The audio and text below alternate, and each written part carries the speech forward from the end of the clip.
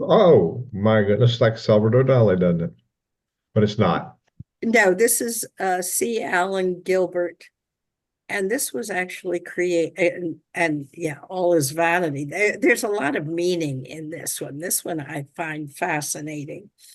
Ecclesiastes 1:2, created by C. Allen Gilbert, who I believe is now deceased. This was created actually before copyright law came into effect, so I don't have to get permission to use this one. But yeah, what do you see here?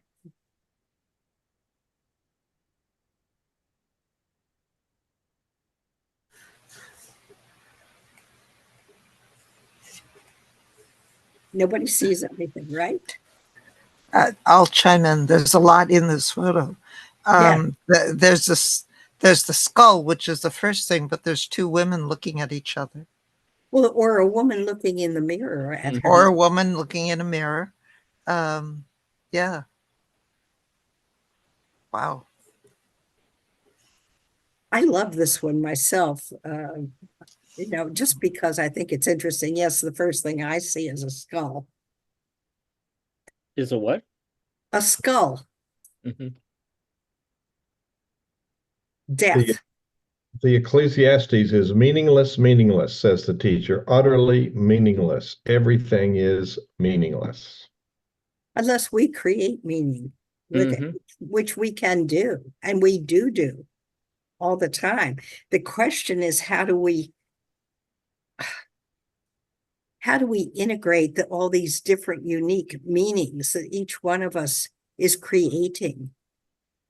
How do we dance together instead of killing each other and fighting each other or ramming each other down?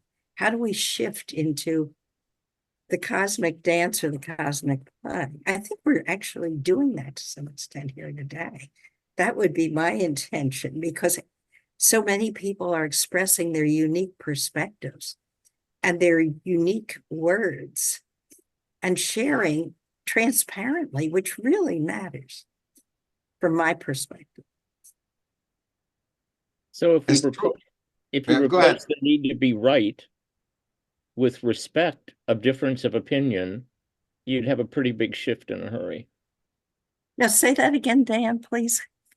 Yeah, if you shifted your need to be right so that your egoic mind can be protected, just to say, I can respect the fact you have a different opinion. I don't have to own your experience and you don't need to own mine. But if I need to be right, then we're going to have a lot of conflict. Yeah, it'll be this or it'll be this. Yeah. With people running around with AR-15s shooting anything that moves. But the leaders that usually, I guess, Hugh can attract good leaders, because the leader is not this despotic thing, because he would never get anything out of the team. A leader is that spins all the plates and doesn't say, oh, we got to get rid of the red plates and we got to amplify the green plates.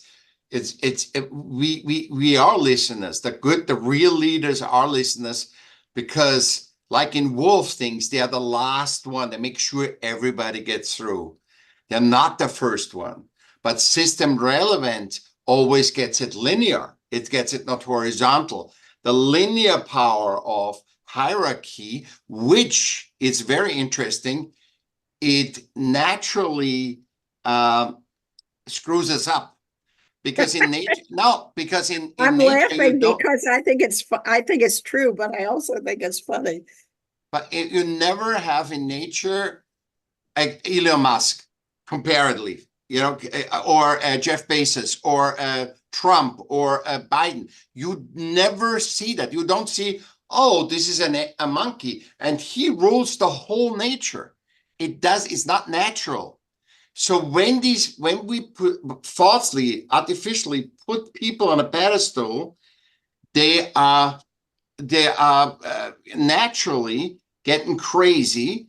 They have to rely on system generalization to run the system, and all the people that surround them, the team, are never honest to him. They are vertical. They are support. Yes, Janet, you are the greatest. You are absolutely the greatest. Please, everything you do is good because the world has selected you to be the president.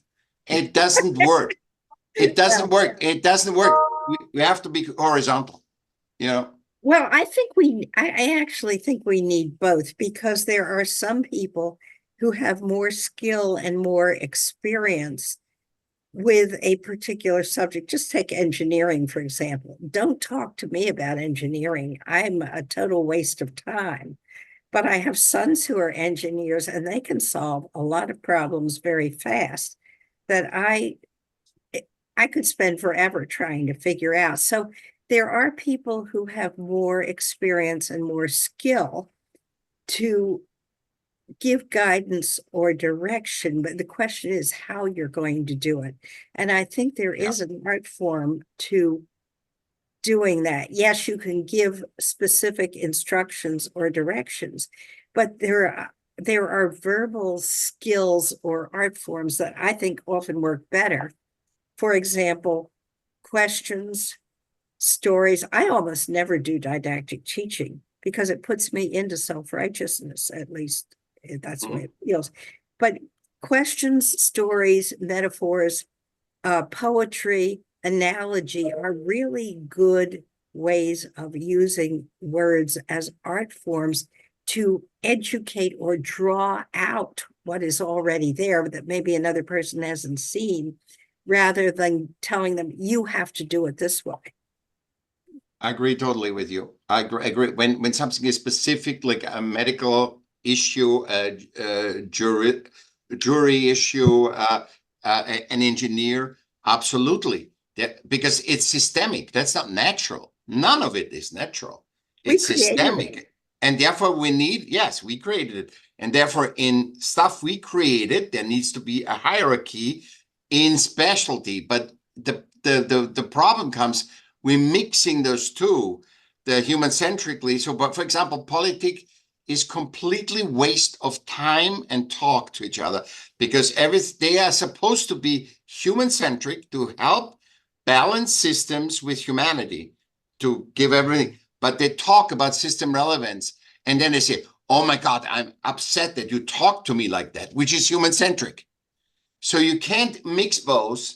And that's why these people are not leaders, and they hide behind systems to feel the power, because middle management and below, middle class humans and below, they don't want to hang out with. They want to hang out with the top people, top systemic people.